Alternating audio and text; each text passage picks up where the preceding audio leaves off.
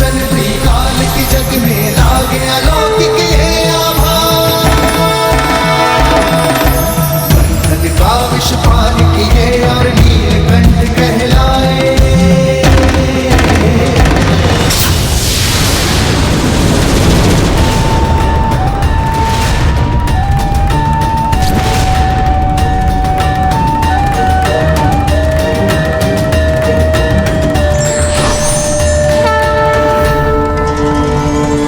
क्या हुआ नाथ?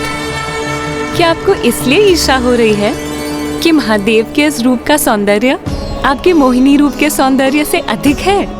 नहीं प्रिय, मुझे ईर्ष्या नहीं हो रही है, अभी तो चिंता हो रही है बहन पार्वती की। ज्ञात नहीं किस प्रकार महादेव उनकी परीक्षा लेंगे, बस उसी का विचार मुझे चिंतित कर रहा है।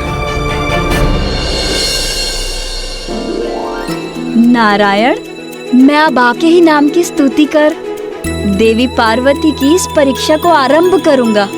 इसलिए अब आप ही उन्हें उनकी इस परीक्षा में सफल बनाने की कृपा करें। वाह महादेव, मेरी ही बहन की परीक्षा लेने जा रहे हैं और उनकी सफलता का दायित्व भी मेरे ही कांधों पर डाल दिया।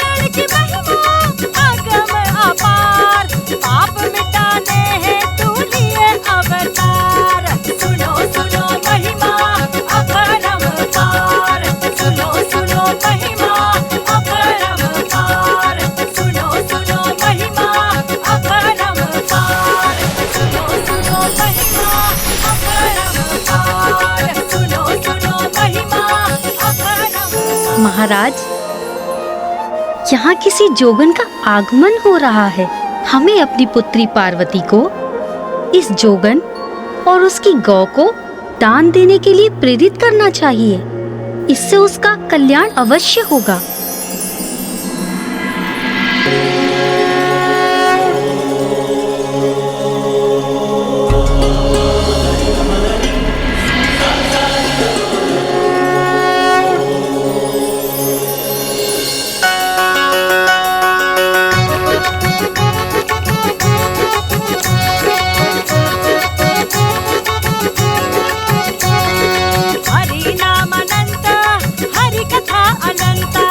धन्य हो जीवन सुन पावन।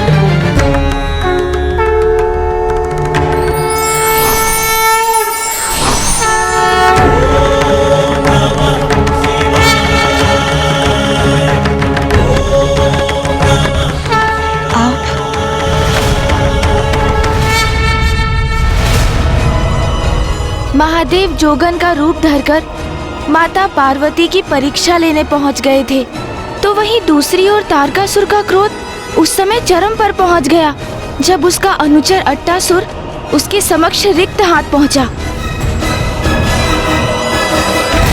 कारिका कहाँ है अट्टासुर? महाराज, देवी आदिशक्ति ने उसका वध कर दिया।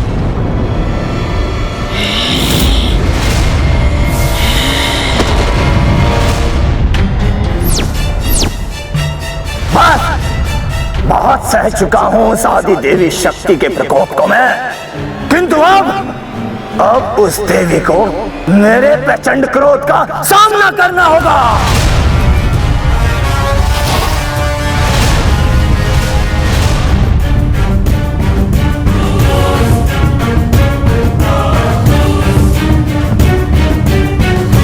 महाराज,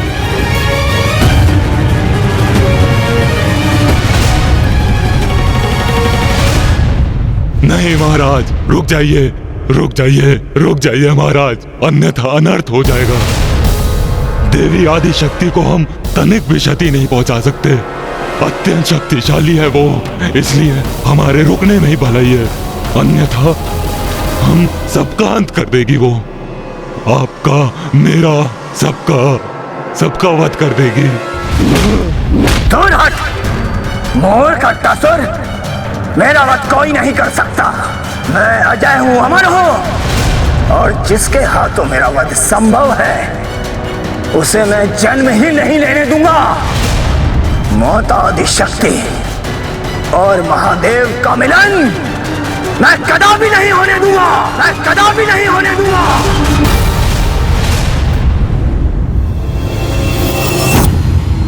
इतने विवेकहीन क्यों है ये असुर? ये क्यों नहीं समझ सकते कि वो महादेव और माता आदिशक्ति का सामना कदापि नहीं कर सकते? हाँ महाराज, तारकासुर अपनी शक्ति और अहंकार के मद में अपना विवेक खो चुका था, और ये भी महादेव और माता आदिशक्ति की ही लीला थी।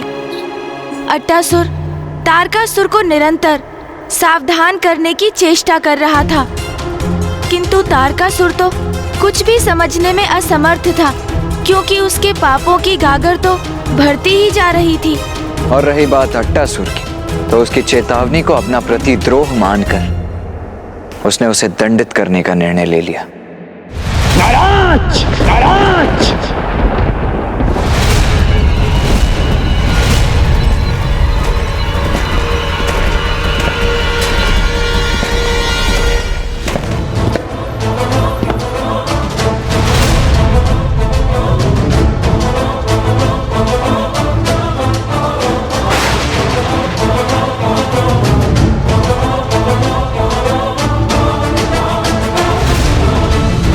प्रणाम महाराज, आज्ञा दीजिए। नाराज, वध कर दो इस द्रोही अट्टासुर का।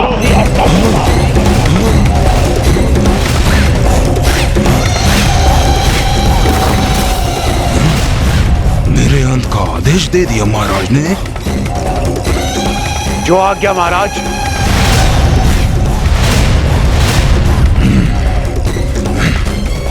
ये लघु काय युवा असुर मेरा क्या वध करेगा? ये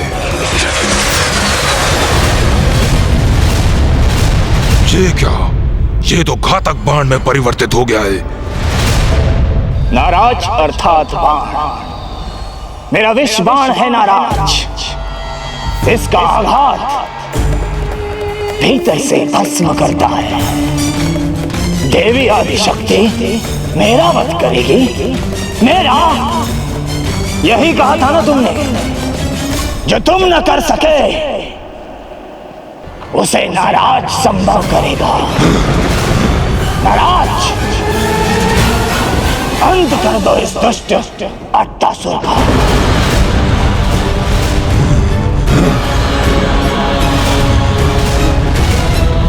नहीं, अभी मृत्यु के मुख में प्रवेश नहीं करना चाहता मैं।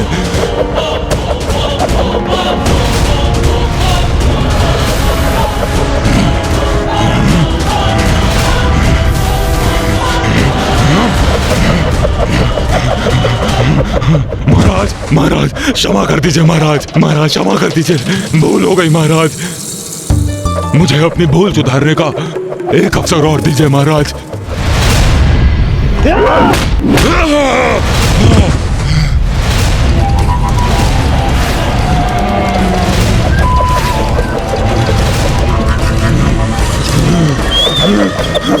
महाराज आपको मेरी भी आवश्यकता है। देवी आदिशक्ति को पहचानने में और आपको उन तक पहुंचाने में मैं ही सक्षम हूं महाराज।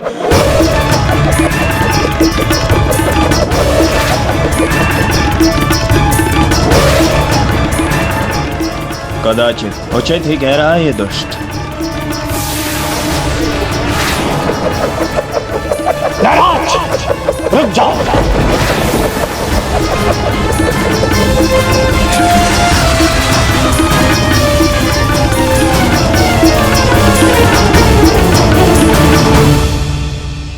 धन्यवाद, धन्यवाद महाराज। अट्टासुर, एक और जीवन दान दिया है मैंने तुम्हें, किंतु अब नाराज को देवी आदि शक्ति तक पहुंचाकर स्वयं को मेरे लिए उपयोगी प्रमाणित करो। उस आदि शक्ति का अंत करने का शेष कार्य नाराज स्वयं कर लेगा। अवश्य, अवश्य महाराज, अवश्य।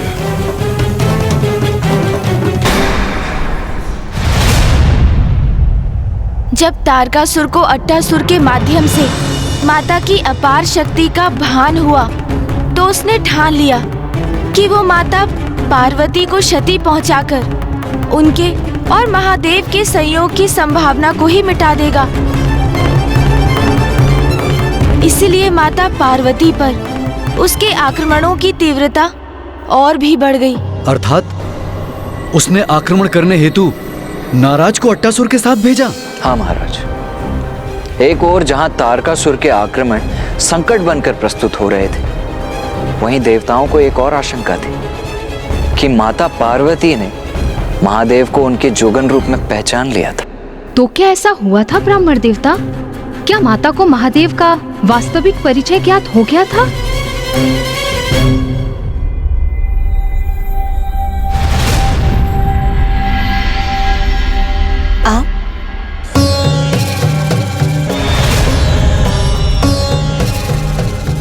आप कौन है? और मुझे ऐसा क्यों प्रतीत हो रहा कि मैंने पूर्व में भी आपको देखा?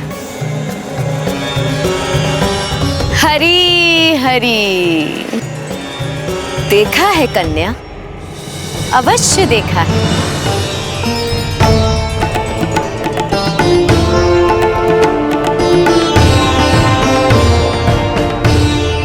नाथ, ये महादेव क्या कर रहे हैं? यदि वो अपना वास्तविक परिचय उजागर कर देंगे तो सबको ज्ञात हो जाएगा कि वो कौन है। फिर वो देवी पार्वती की परीक्षा कैसे लेंगे? आप चिंता ना करें देवी, विश्वास रखिए महादेव पर। वो अवश्य कोई रोचक उत्तर देकर बहन पार्वती की जिज्ञासा को शांत करेंगे और उसके उपरांत उनकी परीक्षा भी लेंगे। हरी हरी, मेरा नाम कंथा है। श्री हरि नारायण की बड़ी भक्तिन हूँ। सदा भगवान श्री हरि नारायण की भक्ति में मग्न यहाँ वहाँ यात्रा करती रहती हूँ। भक्त की भक्ति यदि सत्य हो तो भक्त में भगवान की और भगवान में भक्त की छवि दिखाई देती है। और भगवान से कौन परिचित नहीं है। इसलिए जीवन रूपी इस यात्रा में हम जोग जोगिन जिससे भी भेंट करते हैं उन्हें चिर परिचित प्रतीत होते हैं। हरी हरी।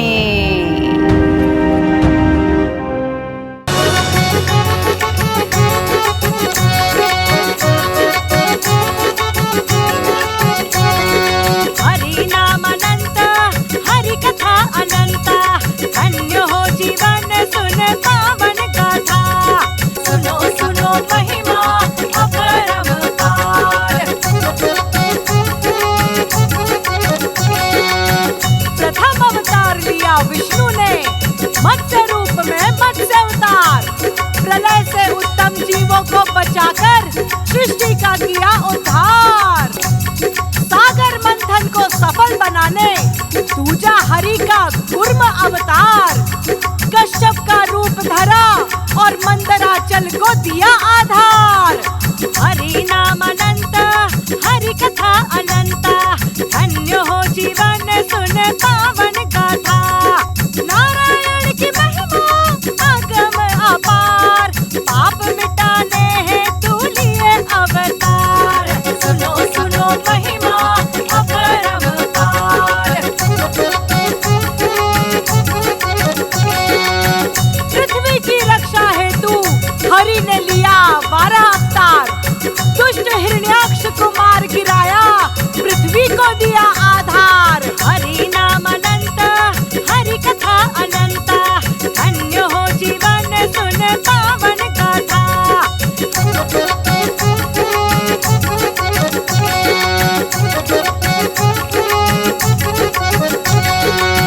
अधर्मी हिरण्याकश्यप का पुत्र महान, नाम था उसका भक्त प्रहलाद। भक्त प्रहलाद को इस अधर्मी से बचाने प्रभु ने लिया नरसिंह अवतार। हरि नाम अनंत, हरि कथा अनंत, धन्य हो जीवन सुन पावन गाथा। नारायण की महिमा अगम अपार, पाप मिटाने हेतु लिए अवतार। सुनो सुनो महिमा अपरंपार।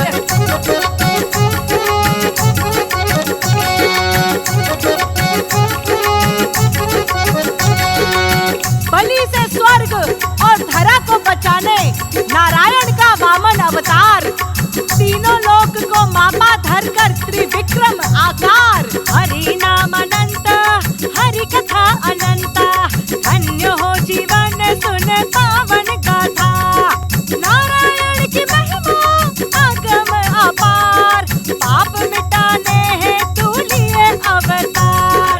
सुनो सुनो महिमा अपरंपार।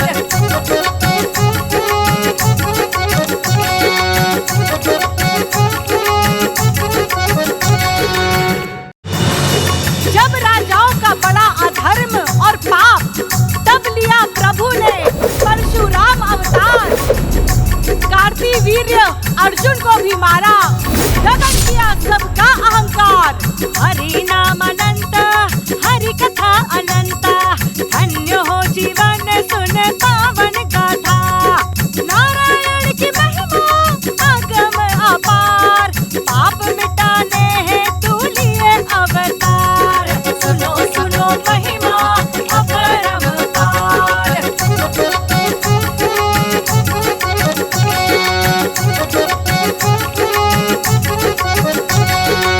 दुष्ट रावण का करने संहार, विष्णु लेंगे श्री राम अवतार।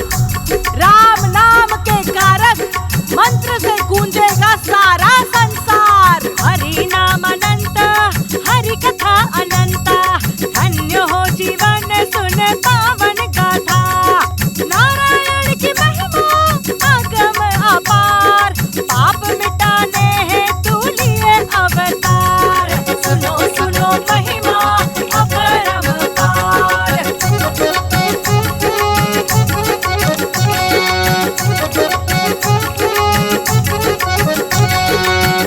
जब जब बड़ा अधर्म धरा पर, लेना पड़ा प्रभु को अवतार। अधर्म पर धर्म को विजय दिलाने, द्वापर में लेंगे कृष्णा अवतार। हरि नाम अनंत, हरि कथा अनंत, धन्य हो जीवन सुन पावन गाथा। नारायण की महिमा अगम अपार, पाप मिटाने हेतु लिए अवतार। सुनो सुनो महिमा अपरंपार।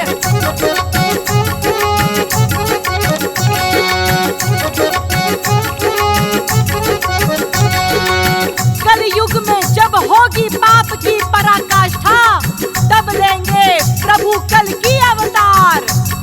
त्रेता युग का आरंभ करने, कल युग में हरि का अंतिम अवतार।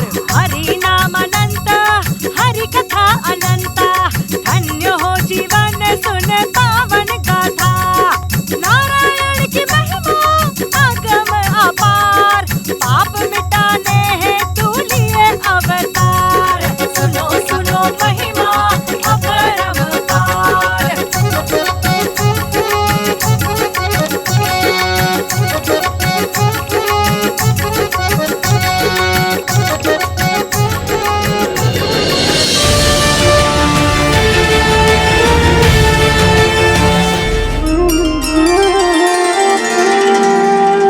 जोगन कंथा, आपका हमारे राजभवन में स्वागत है।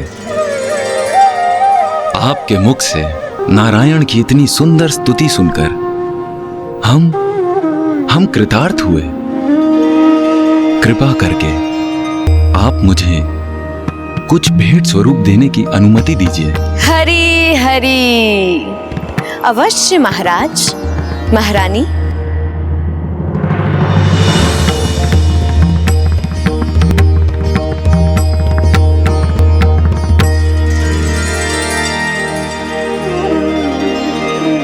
महाराज, महारानी, आपकी कन्या तो विवाह योग्य हो गई है। आप बिल्कुल उचित कह रही हैं जोगन कंथा। हमारी पुत्री पार्वती को आशीर्वाद दीजिए जिससे उसका विवाह शीघ्र संपन्न हो।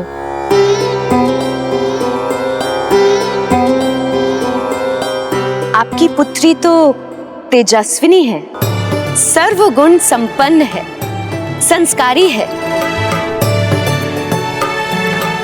इनका वर बनने हेतु तो ब्रह्मांड के अनेकों सुकुमार रूपवान राजकुमार उपस्थित हो जाएंगे।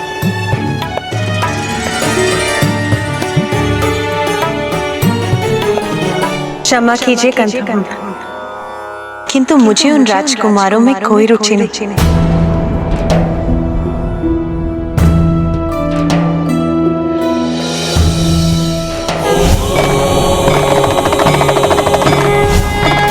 ओह, हरी हरी हरी। तो कोई एक है जो विशेष है, जिससे विवाह करने की इच्छा है तुम्हारी? माता, मुझे ऐसी पुत्री चाहिए जो महादेव की पत्नी बनने की अधिकारी हो। मैं तुम्हारी पुत्री बनकर तुम्हारी मनोकामना अवश्य पूर्ण करूंगी। नहीं जोगिनी माता, हमने हमारी पुत्री के लिए किसी विशेष वर का चुनाव नहीं किया है, किंतु हम हमारी पुत्री पार्वती के लिए एक अति उत्तम वर को ढूंढ रहे हैं। हरी हरी हरी। वर आप नहीं ढूंढेंगे महाराज, क्योंकि प्रत्येक कन्या का वर उसका भाग्य पूर्व में ही निर्धारित कर देता है, और आपकी कन्या को तो उसका भाग्य ज्ञात भी हो गया है।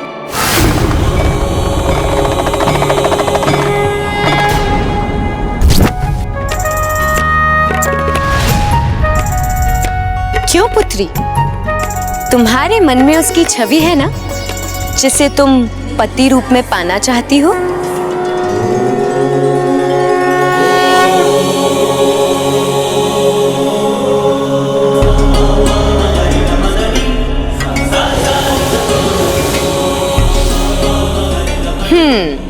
देखा, मैंने कहा था ना, कन्या को तो भली भांति ज्ञात है कौन होगा इसका पति, किंतु किसी अन्य को बताया नहीं कन्या ने। और उचित भी है, क्योंकि बताने का लाभ ही क्या है? मैं कुछ समझी नहीं जोगन माता। तनिक अपना हाथ तो दिखाओ कन्या।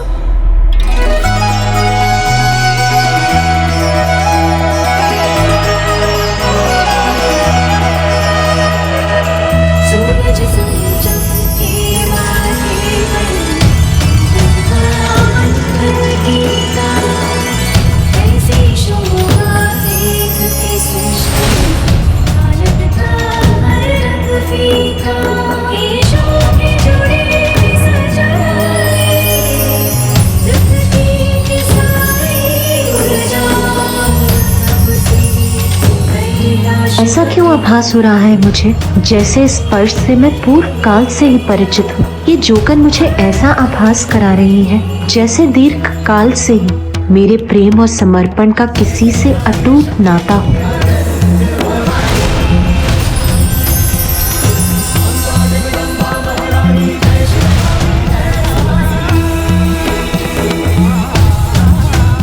क्या हुआ जोगन माता? वही महारानी जो मेरा अनुमान था। इतनी सरलता से अपने पति का साथ नहीं पा पाएगी कन्या।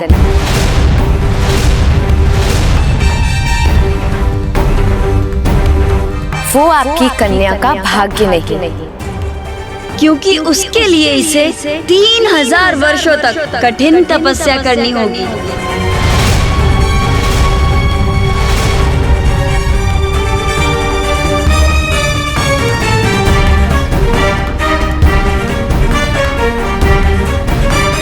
कठोर तप? जो कन्या के हृदय में वास करते हैं उन्हें कठोर तप कर प्रसन्न करना होगा, तभी विवाह होगा राजकुमारी का। ये आपको बताना मेरा दायित्व था, जो अब पूर्ण हुआ। अब मैं जाती हूँ। हरी हरी हरी।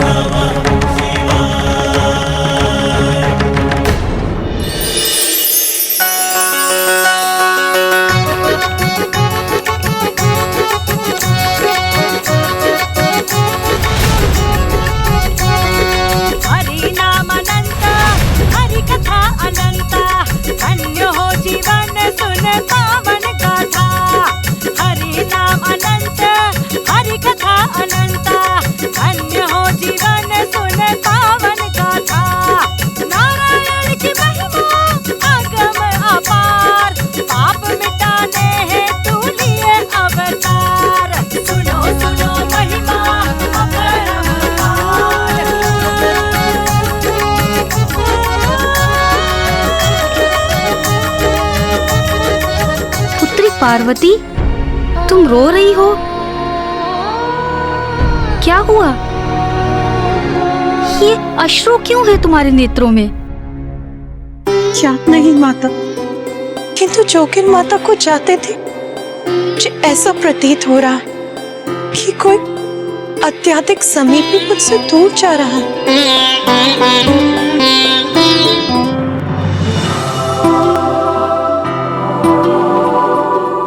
जोगन माता कंथा के कथन माता पार्वती के मन में गूंज उठे थे, इसीलिए माता पार्वती ने अपनी 2 प्रिय सखियों के साथ वन जाकर तप करने का निर्णय लिया। किंतु माता आदिशक्ति के इस निर्णय ने उनके माता पिता के मतों में भिन्नता ला दी।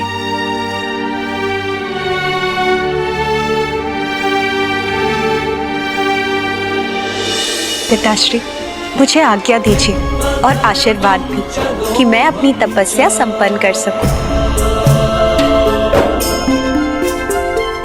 पुत्री, मैं तुम्हें रोककर तुम्हें तुम्हारे भाग्य से दूर क्यों रखूं? सभी को अपने जीवन का लक्ष्य प्राप्त करने हेतु प्रयास करने का पूर्ण अधिकार है। मैं तुम्हें तुम्हारे इस अधिकार से वंचित कैसे रख सकता हूं? माँ, मत जाओ पुत्री, हठ मत करो, बड़ा कठिन होता है तब। तुम एक राजकुमारी हो, बचपन से ही समस्त सुख सुविधाओं में बड़ी हुई हो। वन में तपस्या में जो कष्ट होंगे उन्हें कैसे सहन कर पाओगी तुम? वन में वन्य जीवों के मध्य कैसे रह पाओगी तुम? ऐसे निर्जन स्थान पर मैं तो अपनी पुत्री की कभी कल्पना भी नहीं कर सकती। माँ, माँ, मुझे ना ही कोई भय है और ना ही राजभवन के किसी भी सुख की कोई लालसा, और मैं ये तपस्या अपने पति को पाने के लिए ही करने जा रही हूँ। माँ, मुझे अनुमति दीजिए कि मैं ये तपस्या पूर्ण कर सकूं।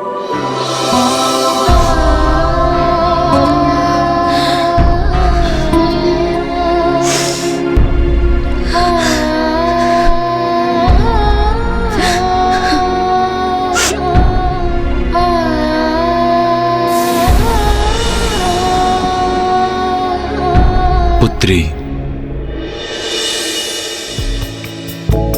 प्रीत की सच्ची कहानी सब राज रंगों से परे, वो प्रेम की बातें करे, माने न जग की रीत को, ढूंढे वो मन के मीत को, रेशा दया रचने लगी। उमा, उमा बाहर मत जाओ उमा।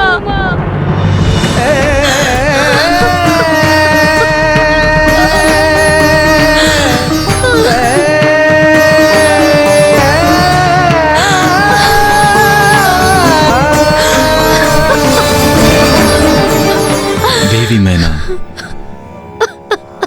जाने दीजिए पुत्री पार्वती को। जोगन माता ने उसका मार्गदर्शन किया है।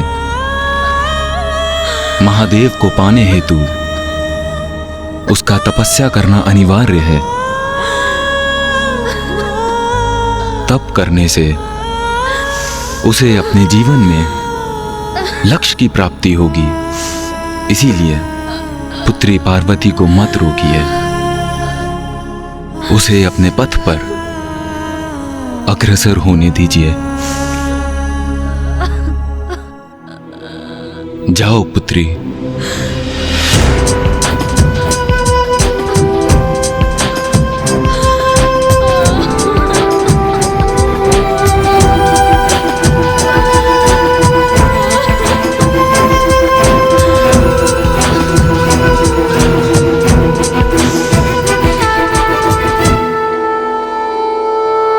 माता मैना अपनी पुत्री को रोकना चाहती थीं, किंतु उनके मुख से कोई शब्द ही नहीं निकले। और रुदन करते समय यदि वो कुछ कह सकी तो वो था उमा, उमा अर्थात रुक जाओ। इसीलिए तब से माता पार्वती को एक और नाम प्राप्त हुआ, उमा। अपनी पुत्री को कठोर तप हेतु वन जाते देख कितनी पीड़ा हुई होगी माता मैना को। अवश्य माता, ये तो सभी के लिए अत्यंत कठिन था, किंतु यही तो थी महादेव की वो परीक्षा जिसमें सफल होकर ही माता पार्वती उनका सानिध्य पा सकती थी। और फिर माता पार्वती अपनी सखियों माता जया और माता विजया के साथ गंगोत्री के श्रृंगी तीर्थ पर चली गईं और उन्होंने अपनी तपस्या आरंभ की।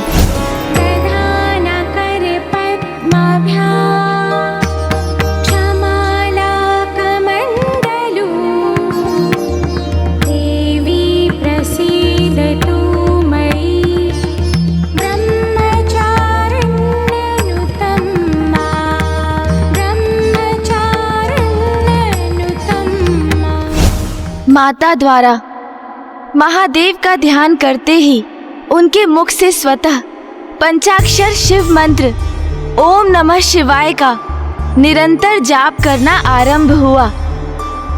किंतु माता ने अभी अपनी तपस्या आरंभ ही की थी कि तभी वहां अट्टासुर और नाराज पहुंच गए।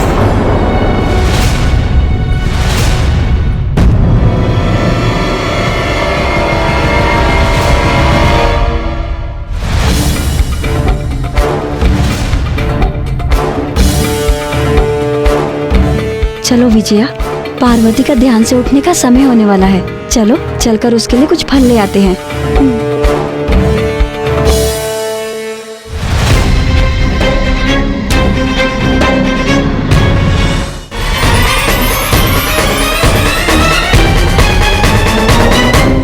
देवी आदि शक्ति अपनी तपस्या में लीन है, कहीं हमारे यहाँ होने का आभास न हो जाए उन्हें। अटासुर, यही है देवी आदि शक्ति? हाँ, यही है वो। कितने भीरू असुर हो तुम! एक साधारण नारी से डरते हो?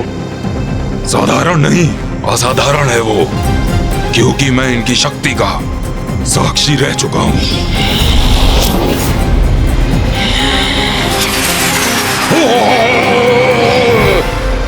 अच्छा, तो अब तुम और ये ये देवी आदि शक्ति मेरी शक्ति के साक्षी बनोगे, जो मेरे लिए अति उत्तम भी है, क्योंकि मैं इस नारी का वध कर महाराज तारकासुर के समक्ष तुम्हें एक मूर्ख और दुर्बल असुर प्रमाणित कर दूंगा।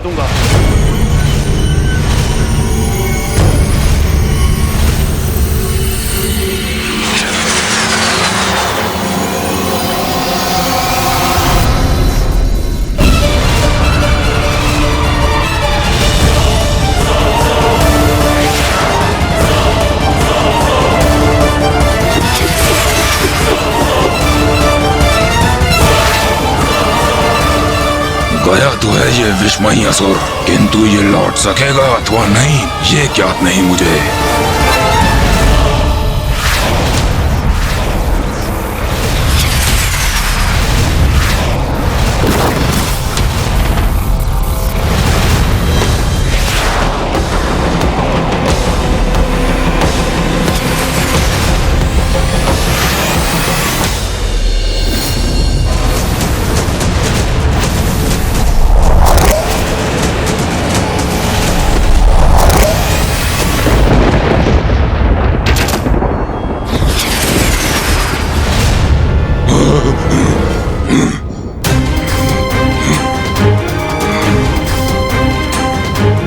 ज्ञात हुआ मूर्ख, मैं क्यों भयभीत हो रहा था।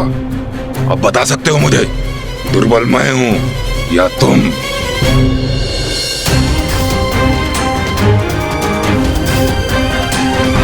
माता ने एक ही वार से तारकासुर के मायावी महायोद्धा का वध कर दिया और वो पुनः तपस्या में लीन हो गई।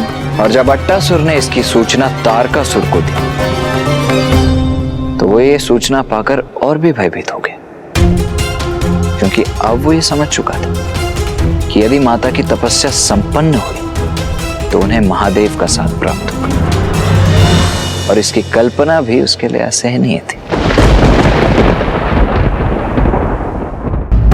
अब उसका ये विश्वास कि माता के अहित में ही उसकी रक्षा निहित है और भी सुदृढ़ हो गया था। किंतु कई प्रकार के विघ्न आने के पश्चात भी माता अपनी तपस्या में और अधिक लीन होती जा रही थी।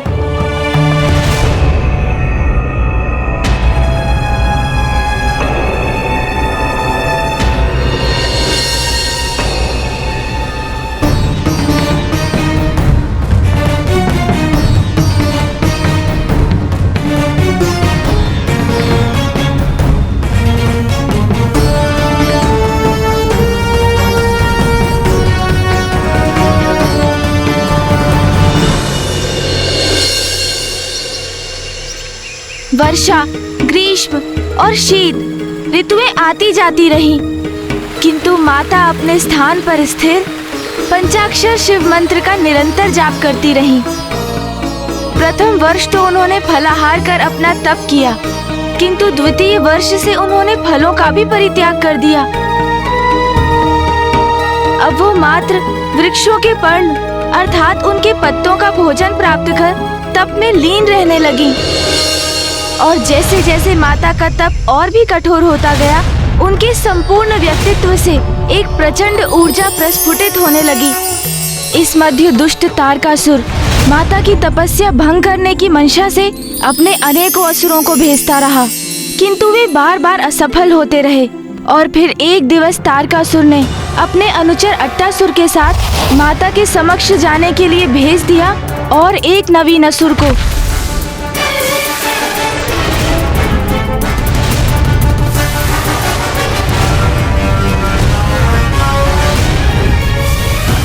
जाओ मूर्ख जाओ, तुम भी अपनी शक्ति का प्रयोग करके देख लो।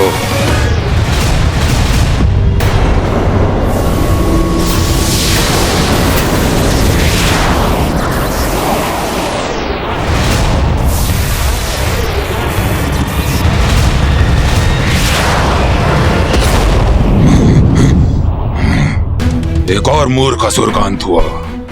इसकी सूचना भी दे देता हूँ महाराज तारकासुर को। माता पार्वती ने पुनः तारकासुर द्वारा भेजे असुर महायोद्धाओं का अंत कर दिया था।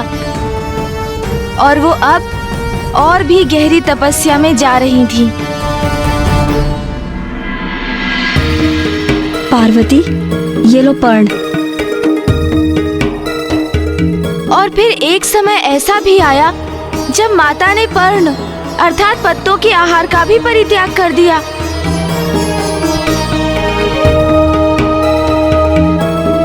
और अब वो निराहार रहकर ही तपस्या कर रही थी, और जिस कारण देवताओं ने उन्हें एक और नाम दिया, अपर्णा।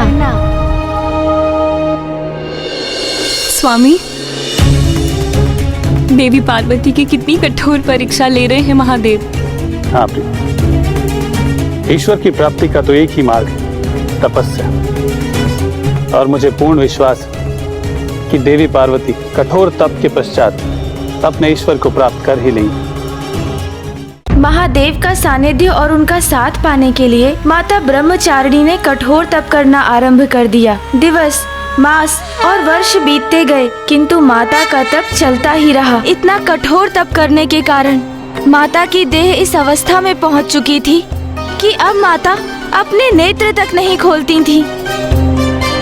पंचाक्षर मंत्र ओम नमः शिवाय का जाप करते करते माता महादेव के जाप में पूर्णतः रम गई थी।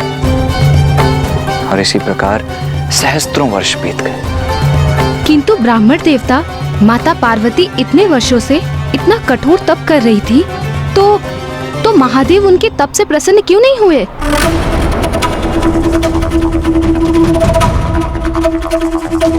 यही तो महादेव की परीक्षा थी माता। और अब ये माता का दृढ़ निश्चय था कि वो इस परीक्षा में सफल होकर अपने तप के माध्यम से महादेव का सानिध्य पाकर ही उठने वाली थी। किंतु यदि किसी कारण माता पार्वती उससे पूर्व ही अपने तप से उठने के लिए विवश हो जाती तो फिर माता को अपना तप पुनः आरंभ करना अनिवार्य होता। और माता का तप भंग करने के लिए तारकासुर ने एक नवीन योजना बना ली थी। कदापि नहीं हो सकता ऐसा, कदापि नहीं। महाराज, मैंने तो आपको पहले ही सावधान किया था। वो कोई साधारण नारी नहीं, देवी आदिशक्ति है वो। मुझे शीघ्र ही कुछ करना होगा। महादेव का साथ पाने का देवी आदिशक्ति का तप यदि सफल हो गया तो उनके पुत्र का जन्म होगा। उनके पुत्र का जन्म अर्थात मेरा काल बनेगा वो। ऐसा कदापि नहीं होने दूंगा मैं, कदापि नहीं। किंतु महाराज, हम कर भी क्या सकते हैं? सर्वप्रथम मैं उसका वध करने गया तो मैं मरणासन अवस्था में ही लौटा। फिर आपने अनेकों असुरों को वहां भेजा, किंतु देवी आदिशक्ति ने उन सभी का अंत कर दिया। महाराज, अब कोई शेष उपाय ही कहाँ है हमारे पास? शक्ति नहीं, कुटिलता की आवश्यकता है मूर्ख। जात नहीं है तुम्हें कि देवी आदिशक्ति अपने निराहार तप के कारण अत्यंत दुर्बल अवस्था में है, शक्तिहीन हो चुकी है वो, और देवता भी उनकी सहायता नहीं कर सकते।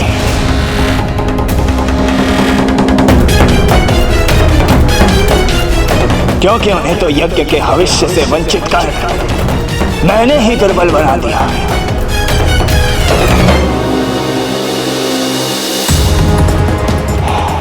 देवी आदिशक्ति के अंत का सबसे उचित अवसर है ये।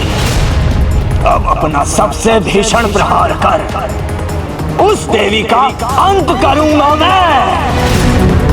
और इस बार कोई चूक नहीं होगी मुझसे, कोई नहीं।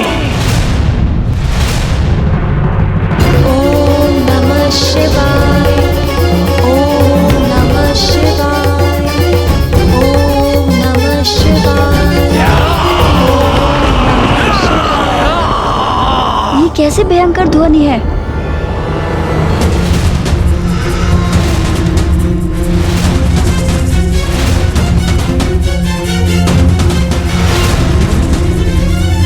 सखी जया, ये तो असुर इधर ही बड़े आ रहे हैं। इनकी ही पद ध्वनि सुनाई दी थी हमें। परंतु हमारे रहते पार्वती तक नहीं पहुंच सकेंगे ये असुर।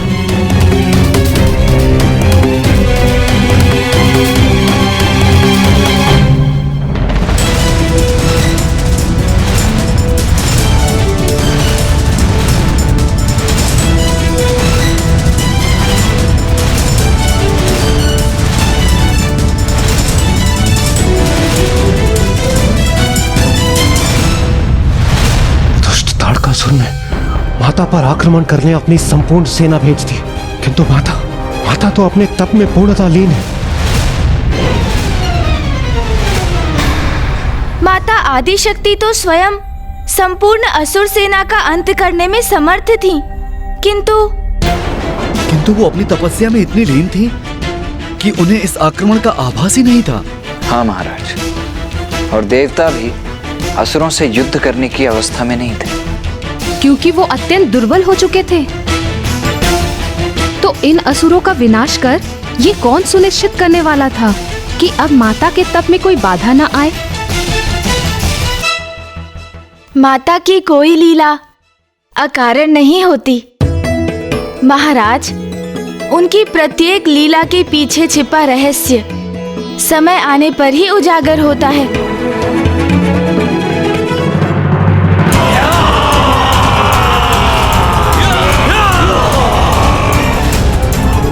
सखी जया, इन दुष्ट असुरों ने तो घेर लिया है हमें। हाँ, लेकिन हमारे रहते ये असुर पार्वती तक कदापि नहीं पहुंच सकते।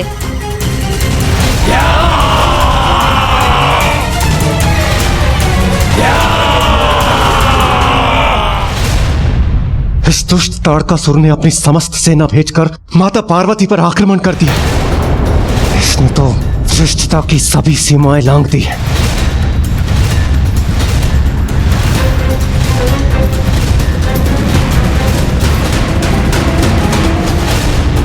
कारण कुछ भी हो, देवी पार्वती की तपस्या भंग नहीं होनी चाहिए, अन्यथा उन्हें अपना तप पुनः आरंभ करना होगा।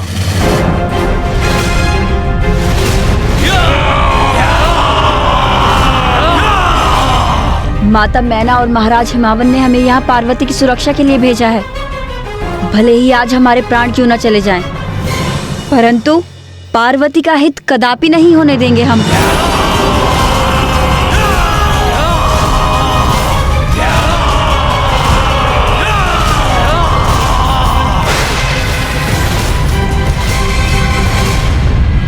अब मेरे हस्तक्षेप से देवी पार्वती की तपस्या की रक्षा करने का समय आ गया है। बस महादेव की परीक्षा में सफल होने के लिए इतनी कठोर तपस्या कर रही है देवी पार्वती, किंतु ये कपटी दुष्ट तारकासुर इसी अवसर का लाभ उठाकर देवी पार्वती को क्षति पहुंचाने का प्रयास कर रहा है, किंतु मैं ऐसा कदापि होने नहीं दूंगी। नाथ, आज मत रोकिए मुझे और आप स्वयं भी कुछ मत कीजिए, क्योंकि आज मैं इस दुष्ट तारकासुर को नारी के प्रचंड क्रोध की शक्ति का परिचय दूंगी। उचित। देवता संकट में थे और तारकासुर का वध करने के लिए महादेव और माता पार्वती के पुत्र का जन्म अनिवार्य था।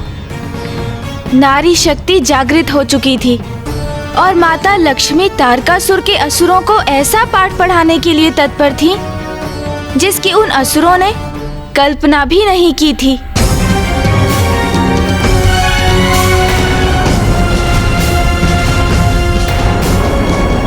दुष्टों, तुम्हें पार्वती तक नहीं पहुंचने देंगे हम। अब किसी भी क्षण देवी आदिशक्ति अपने नेत्र खोलेंगी और इन सभी मूर्खों का सर्वनाश होगा।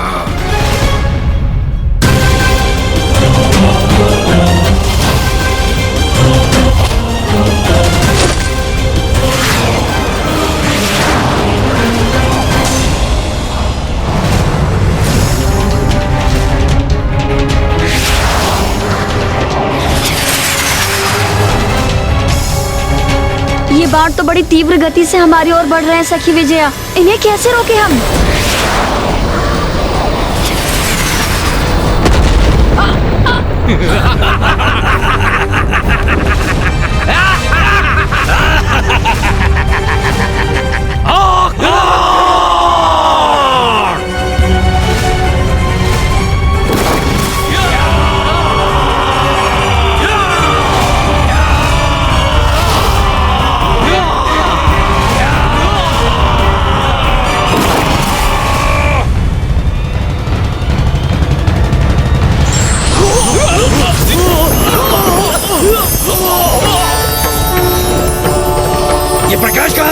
हो रहा है। इससे हमारे नेत्र चौंधिया रहे हैं। दूर करो इस प्रकाश को।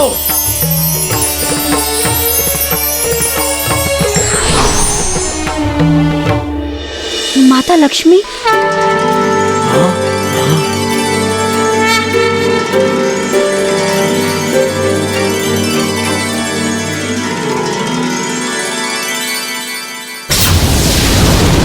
माता लक्ष्मी पहुंच गई वहां पर।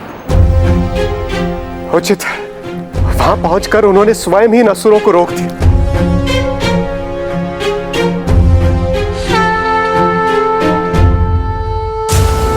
तुम सबको अंतिम चेतावनी देने आई हूँ यहाँ। लौट जाओ यहाँ से। बहुत चर्चा सुने थे किसी देवी आदि शक्ति की जो एक दृष्टि से असुरों का नाश करती है, किंतु वो तो एक परिहास ही है। क्योंकि मुझे तो दो अति सुंदर नारियां ही दिखाई दे रही हैं यहाँ, जो इन टहनियों से हमसे युद्ध करना चाहती है। और इन दोनों के पीछे एक अन्य दुर्बल नारी ध्यान में मग्न है। और अब तुम आई हो देवी, किंतु तुम्हारे हाथ में तो टहनियों जैसे शस्त्र भी नहीं है। मूर्ख असुर, तुम दुष्टों का अंत करने के लिए कोई अस्त्र शस्त्र की आवश्यकता नहीं है मुझे। तुम्हारा अंत करने के लिए एक नारी की शक्ति ही पर्याप्त है। बस, बहुत हुआ। अब अपने अनर्गल प्रलाप से मेरा समय व्यर्थ ना करो। जाओ सैनिकों, पकड़ कर लाओ इन तीनों स्त्रियों को और मेरे सामने प्रस्तुत करो।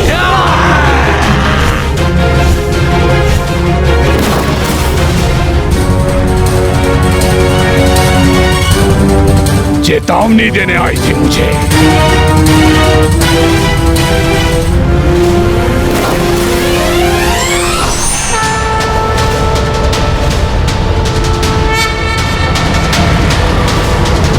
नारी के स्वभाव में कितना अनुरूप है तुम्हारा ये स्वभाव देवी।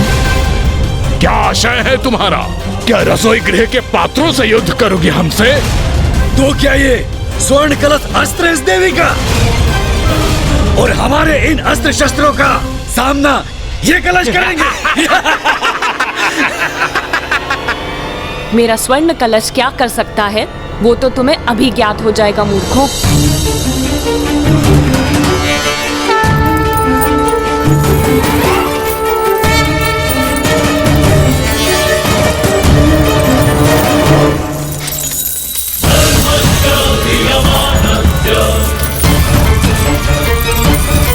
ये देवी स्वर्ण मुद्राओं की वर्षा क्यों कर रही है?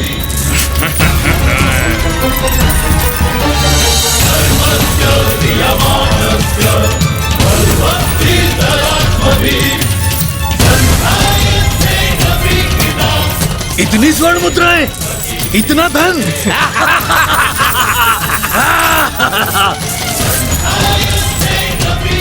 देवी लक्ष्मी की ये युक्ति तो अति उत्तम है।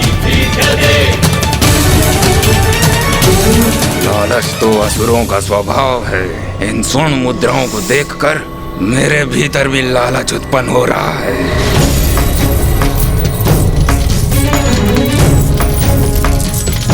स्वर्ण मुद्राएं, सर्वप्रथम इन्हें समेट लेता हूँ, फिर इन स्त्रियों से निपटूंगा।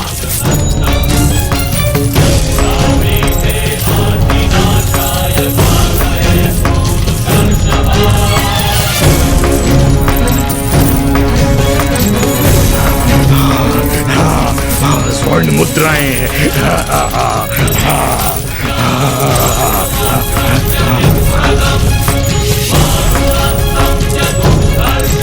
स्वर्ण मुद्राएं हमें भी प्राप्त होनी चाहिए। हम पीछे क्यों रहे? चलो आगे बढ़ो। चलो।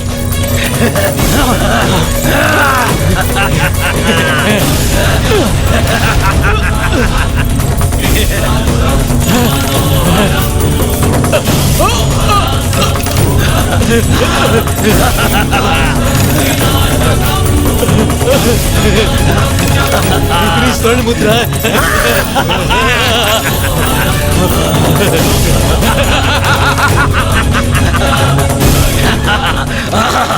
आनंद आ गया।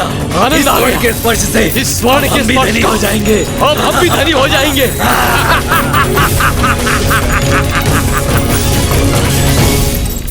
स्वर्ण मुद्राओं की इतनी बारिश से इतना दूर क्यों हूं मैं?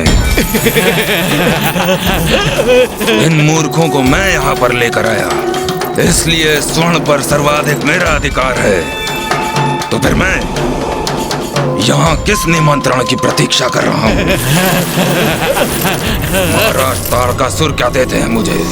सदैव इन व्यर्थ के कार्य हेतु भेज देते हैं, किंतु अब इन स्वर्ण मुद्राओं को समेटकर मैं भी धनी और शक्तिशाली बनूंगा, शक्तिशाली बनूंगा।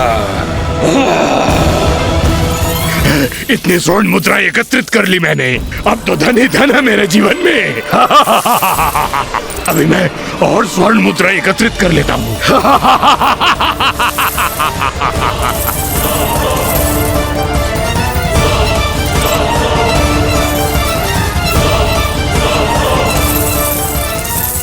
अरे ये स्वर्ण मुद्राएं स्वतः कैसे गतिशील हो गई? ये स्वर्ण मुद्राएं तो हम असुरों को ग्रास कर रही हैं।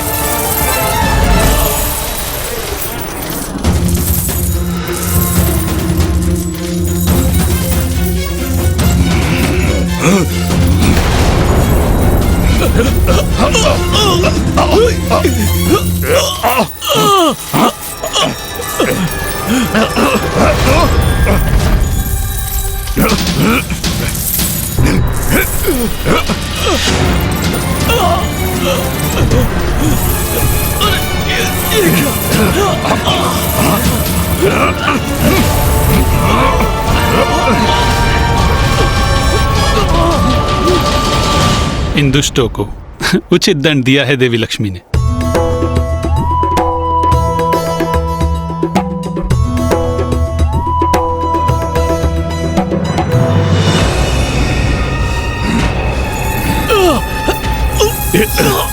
कदाचित निर्धन रहने में ही भलाई है।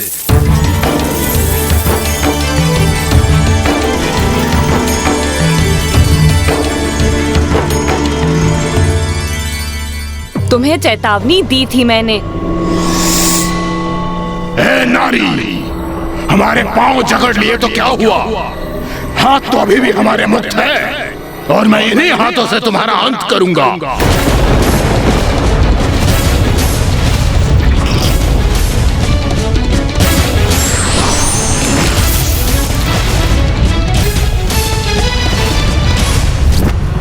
अब हमारे बाण तुम्हें भेद देंगे नारी।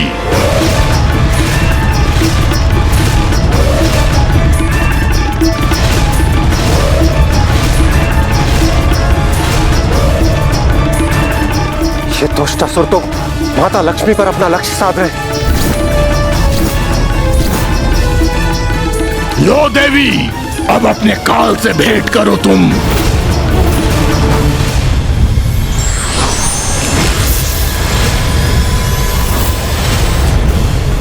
ये क्या कर रही हो देवी?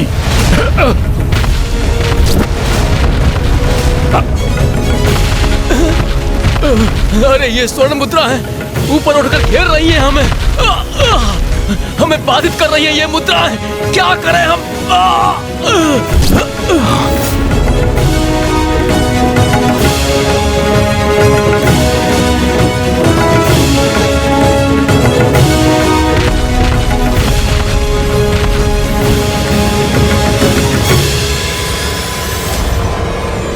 माता लक्ष्मी, इन असुरों को स्तब्ध कर माता पार्वती के तप की रक्षा करने के लिए आपको कोटि कोटि धन्यवाद।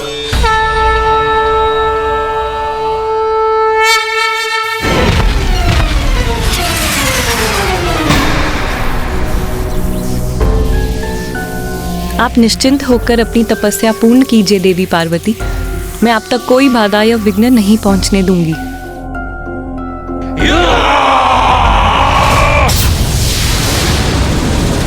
ये ध्वनि कहां से आ रही है?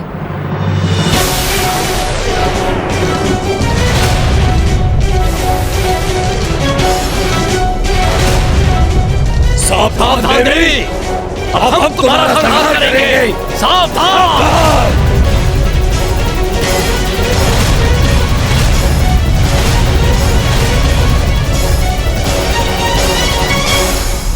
और असुर? तारकासुर ने और असुरों को भेज दिया ब्राह्मण देवता? हाँ महाराज। तो फिर क्या किया माता लक्ष्मी ने?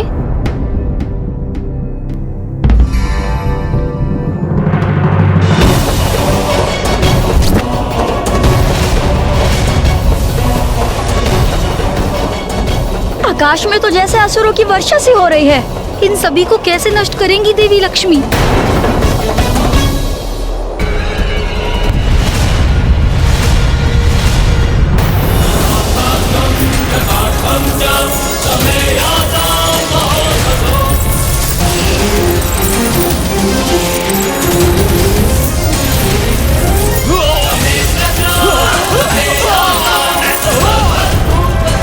सहस्त्रों वर्षों से देवी पार्वती तप पर स्थित है और ये दुष्ट इनका तप भंग करना चाहता है। इन असुरों की संख्या अधिक होने के कारण इन्हें रोकना भी मेरे लिए एक परीक्षा ही है।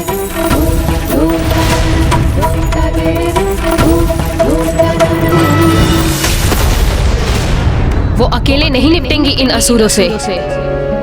माता सरस्वती के स्वर से मुझे उनके कोप का आभास हो रहा, किंतु माता करने क्या जा रही है?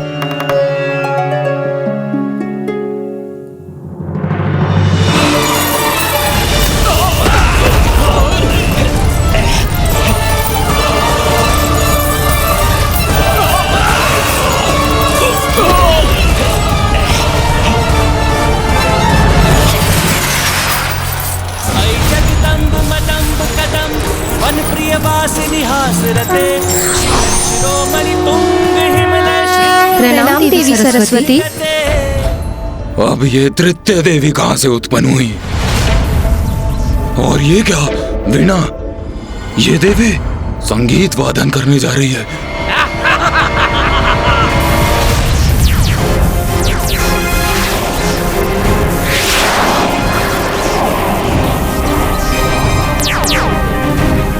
वीणा से उत्पन्न ये स्वर्णिम कीड़े भला हमें क्या क्षति पहुंचा सकते हैं? इन कीड़ों को नष्ट कर दो, आगे बढ़ो और वध कर दो इन देवियों का। हेलो!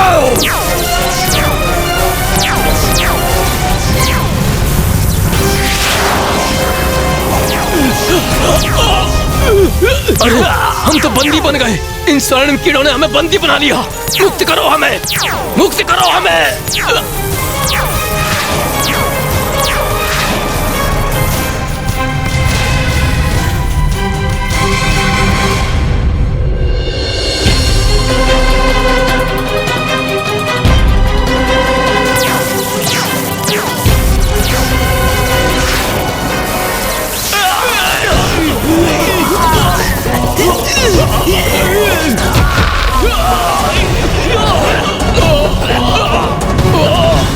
संकट टल गया, अन्यथा देवी पार्वती की तपस्या भंग हो सकती थी। इतने विचित्र किंतु इतने प्रभावशाली अस्त्र शस्त्र मैंने पूर्व कभी नहीं देखे। इन देवियों को पराजित करना तो असंभव ही प्रतीत होता है। ऐसा कौन है जो इनका वध करने में सक्षम हो?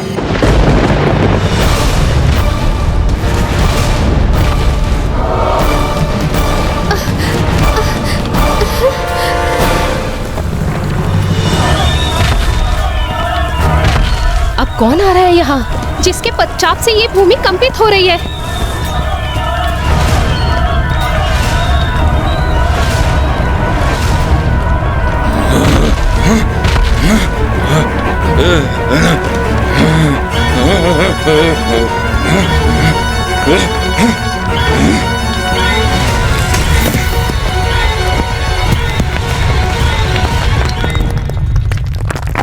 ये क्या? महाराज तारकासुर ने महाअसुर अबुआ को भेजा है।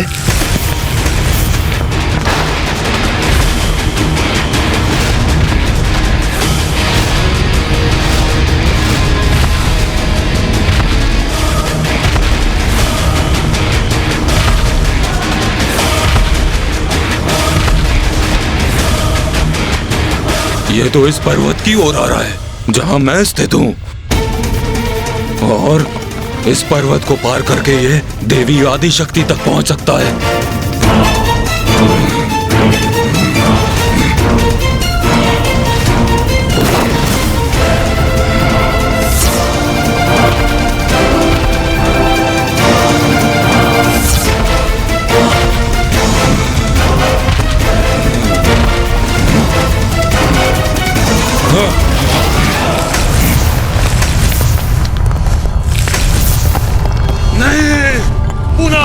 नहीं हो सकता मैं।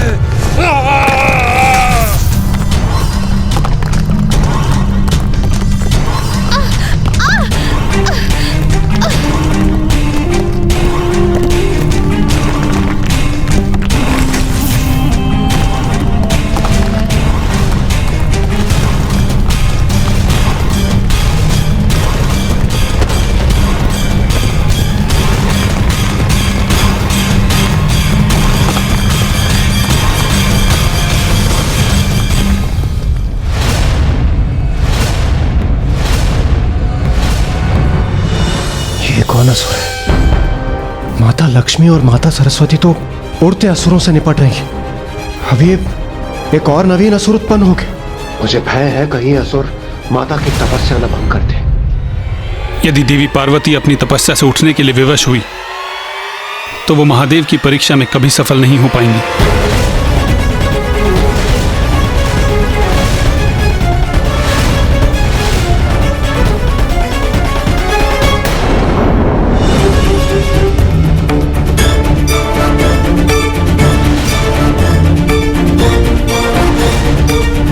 और ये है वो देवी सर्वप्रथम जिसका अंत करना है मुझे।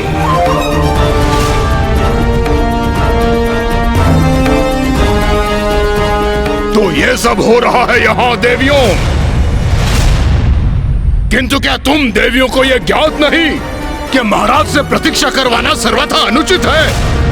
असुर महाराज तारकासुर इस प्रतीक्षा में है कि देवी आदिशक्ति की अंत की सूचना अब आएगी कि तब आएगी, और तुम तुच्छ स्त्रियां अपनी क्रीड़ा से उसमें विलंब उत्पन्न कर रही हो। किंतु कोई बात नहीं, अभुआ यहाँ प्रस्तुत है, और जो धैर्य धारण कर प्रतीक्षा करते हैं उन्हें उसका उचित फल भी प्राप्त होता है।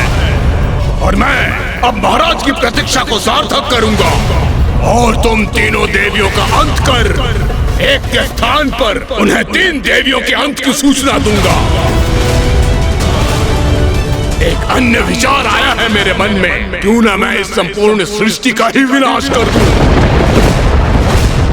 क्योंकि जब सृष्टि ही शेष नहीं रहेगी तो सदा के लिए तुम तीनों देवियों का भी अंत हो जाएगा।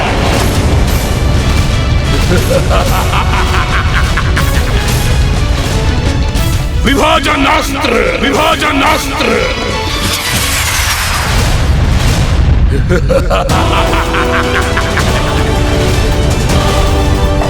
ये कौन सा अस्त्र है ब्रह्मदेव?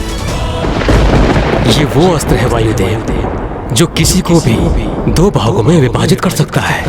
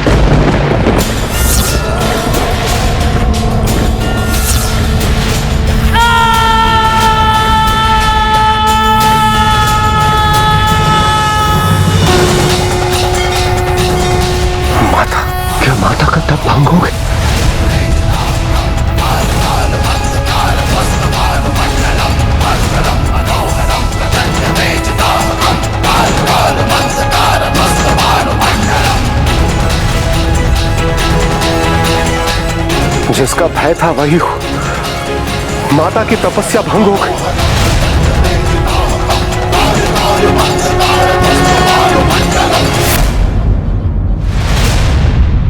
प्रकृति के साथ हिंसा करने का दुस्साहस कैसे किया तुमने?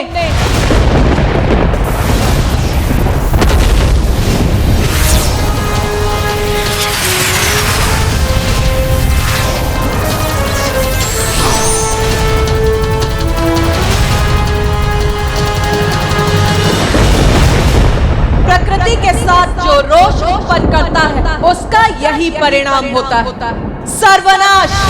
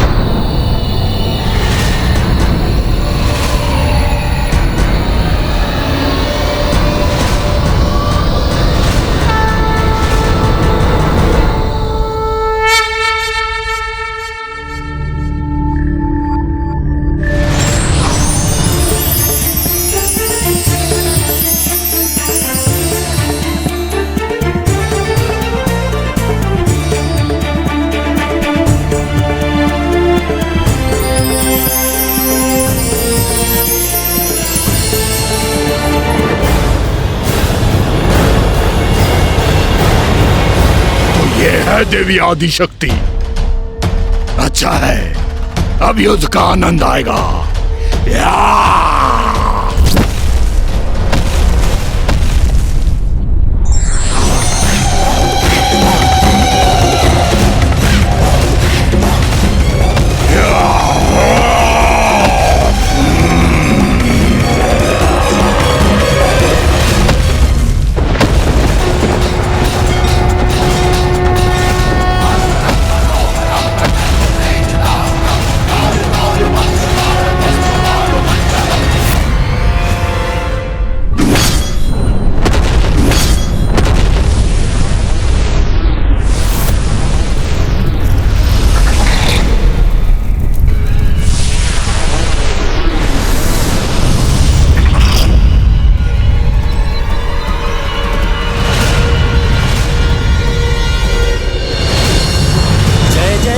महिषासुरमर्दिनि रम्य कपर्दिनि शैलसुते मधुरे मधुकैटभ गंजिनि कैटभ गंजिनि रासरते। जय जय हे महिषासुरमर्दिनि रम्य कपर्दिनि शैलसुते। जय जय हे महिषासुरमर्दिनि रम्य कपर्दिनि शैलसुते। जय जय हे महिषासुरमर्दिनि रम्य कपर्दिनि शैलसुते। जय जय हे महिषासुरमर्दिनि रम्य कपर्दिनि शैलसुते। माता पार्वती ने असुरों का तो वध कर दिया, किंतु उनकी तपस्या भंग हो गई। माता अपने तप से उठ गई, तो अब वो महादेव को कैसे प्रसन्न कर सकती थी? तो क्या तारकासुर अपने मंतव्य में सफल हुआ?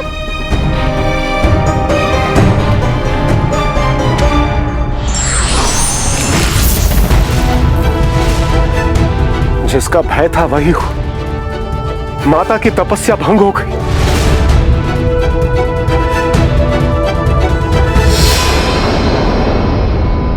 माता तो अपने स्थान से उठी ही नहीं थी।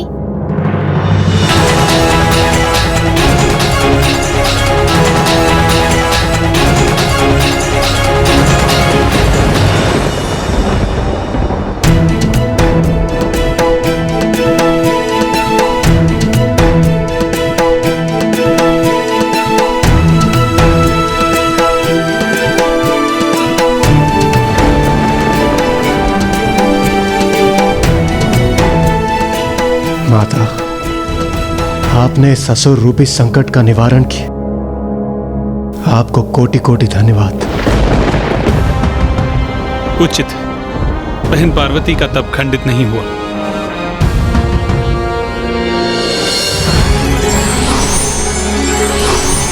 ये है माता आदिशक्ति की लीला। माता पार्वती का तप भंग भी नहीं हुआ और असुर सेना का सर्वनाश भी हो गया। किंतु माता पार्वती का तप अभी संपन्न नहीं हुआ था, अर्थात महादेव की परीक्षा में वो अभी भी सफल नहीं हुई थी। और इस अवधि में देवता और भी अशक्त हो रहे थे और उन सभी के मन में एक ही प्रश्न उमड़ रहा था। ब्रह्मदेव, महादेव कब तक इस प्रकार माता पार्वती की परीक्षा लेते रहेंगे? हाँ नाथ, 30 सहस्त्र वर्षों से देवी पार्वती की इतने कठोर तपस्या का फल अब उन्हें प्राप्त होना ही चाहिए। हाँ प्रिय, आप सर्वथा उचित कहती हैं, किंतु ज्ञात नहीं महादेव इतनी प्रतीक्षा क्यों करवा रहे हैं।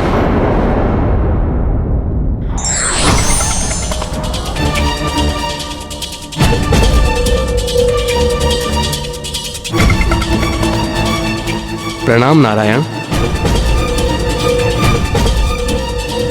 देवराजेंद्र, अब और विलंब उचित नहीं।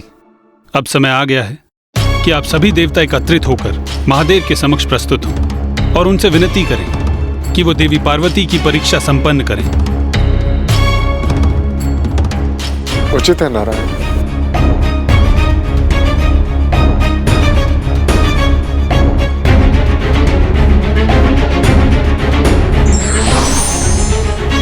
नारायण, हमें भी महादेव से निवेदन करने जाना चाहिए। नहीं ब्रह्मदेव, आपको जाना तो है, किंतु महादेव के समक्ष नहीं, अपितु कहीं और एक अत्यंत महत्वपूर्ण कार्य करने। आपको तारकासुर के समक्ष जाना है और उसे कार्य करने के लिए तैयार करना है। तारकासुर? ये आप क्या कह रहे हैं नारायण? मैं जाऊं तारकासुर के निकट? किंतु क्यों? क्यों ब्रह्मदेव? आपने ही उस दुष्ट को वरदान दिया था ना, और आप तो उसके आराध्य हैं। तो आपका सुझाव नहीं स्वीकार करेगा तो भला किसका करेगा?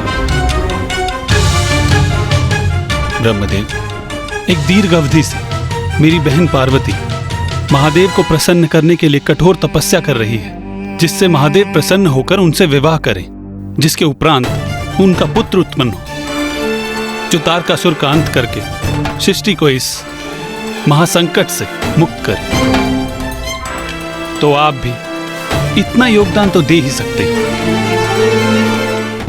ब्रह्मदेव, आप स्मरण रखिए, प्रत्येक बार जब भी आपने या महादेव ने किसी असुर को वरदान दिया है और जो उससे संकट उत्पन्न हुआ, उसका निवारण मैंने अथवा मेरी बहन ने ही किया है। और यह तो सर्वथा स्पष्ट है कि तारकासुर कभी भी अपनी दुष्टता से पीछे नहीं हटेगा।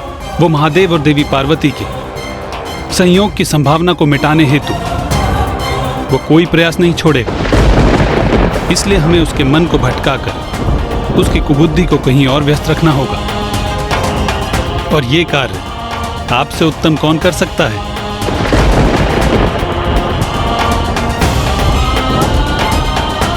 माता पार्वती को और कितने कष्ट सहने हों? नहीं इंद्रदेव, पार्वती की परीक्षा अभी पूर्ण नहीं हुई है। प्रभु, कोई तो राह दिखाइए।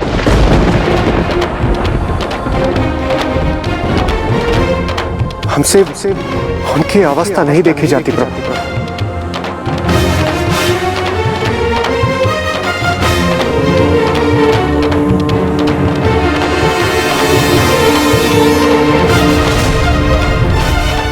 तो अब क्या करने जा रहे थे महादेव? माता पार्वती की एक और परीक्षा। एक और परीक्षा? अपार कष्ट सहकर भी व्यक्ति स्वयं को किसी बड़े उद्देश्य के लिए ही तैयार करता है। अर्थात माता सती ने महादेव को अपार स्नेह दिया, किंतु उनके प्रेम में हठ का भी समावेश था। और माता पार्वती को भी महादेव से प्रेम था, किंतु क्या उनका प्रेम हठ, ईर्ष्या, क्रोध, अहंकार आदि मानवीय संवेदनाओं से ऊपर था? अब इसकी परीक्षा महादेव लेने वाले थे। महादेव परीक्षा लेने वाले थे, परंतु कैसे गुणेश जी?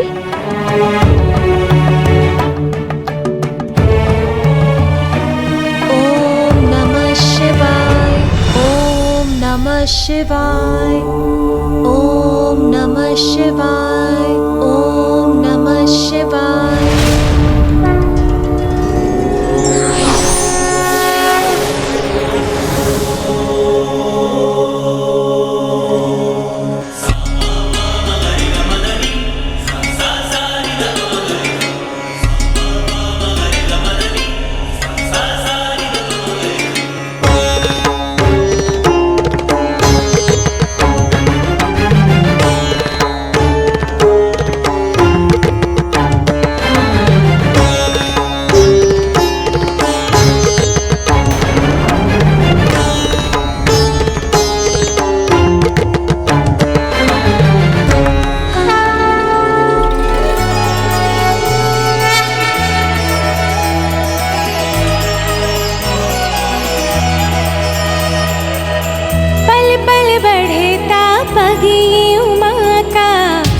से करने चली मिलाप, अनुपम ये संयोग अनोखा होगा अब ये पुनर्मिलाप। व्याकुल हृदय और नैना, पार्वती शिव मिलेंगे आज, होगा मंगल पल वो लौकिक, पार्वती शिव मिलेंगे आज, पार्वती शिव मिलेंगे आज।